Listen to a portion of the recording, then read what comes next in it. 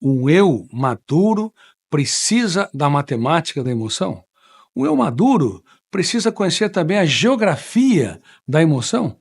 Na escola clássica, nós aprendemos os tipos de solos, os relevos, mas nós deveríamos, no programa de gestão da emoção, conhecer os solos da mente humana.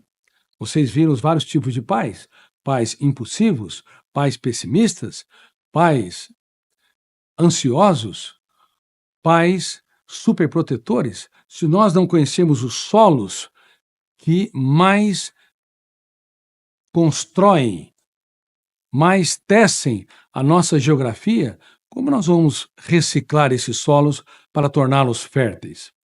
Portanto, o eu maduro conhece minimamente a geografia da emoção e também conhece o autodiálogo.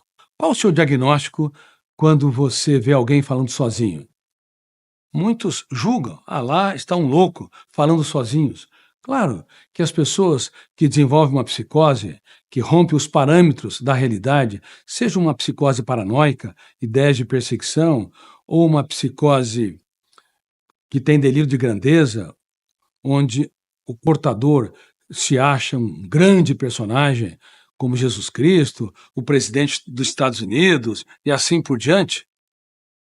Todas as vezes que se rompe os parâmetros da realidade, nós vamos ter uma pessoa que fala com seus fantasmas, conversa sozinho continuamente.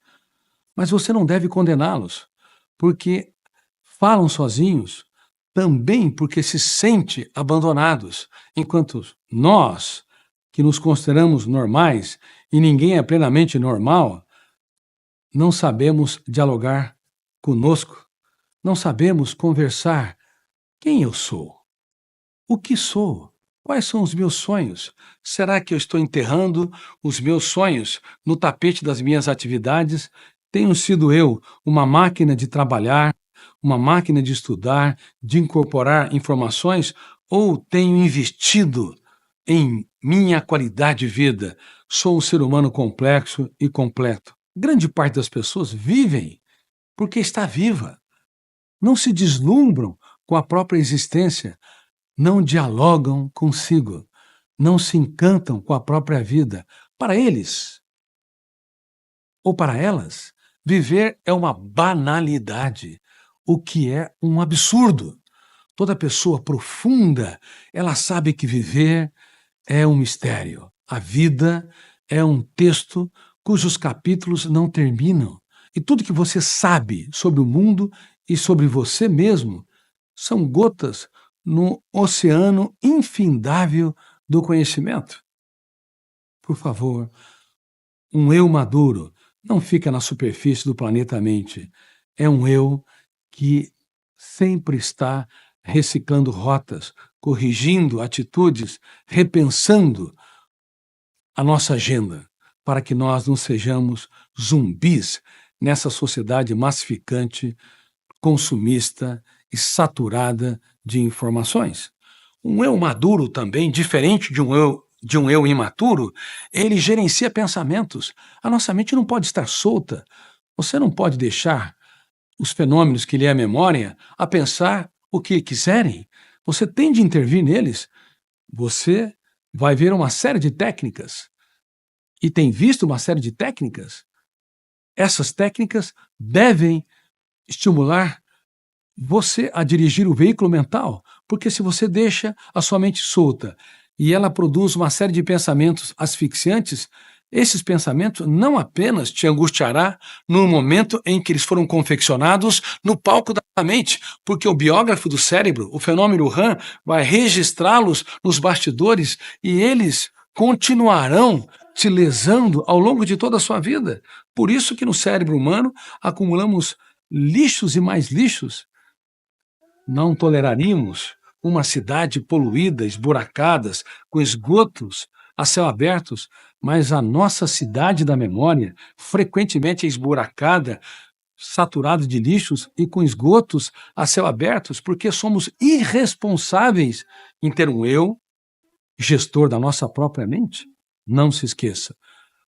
As ferramentas de gestão da emoção para pais brilhantes, para que eles tenham mais condições de formar filhos mentalmente livres e emocionalmente saudáveis, passam por eles terem consciência que educar é formar um eu que dirige o próprio script, um eu que pilota a aeronave mental, um eu que gere a própria emoção.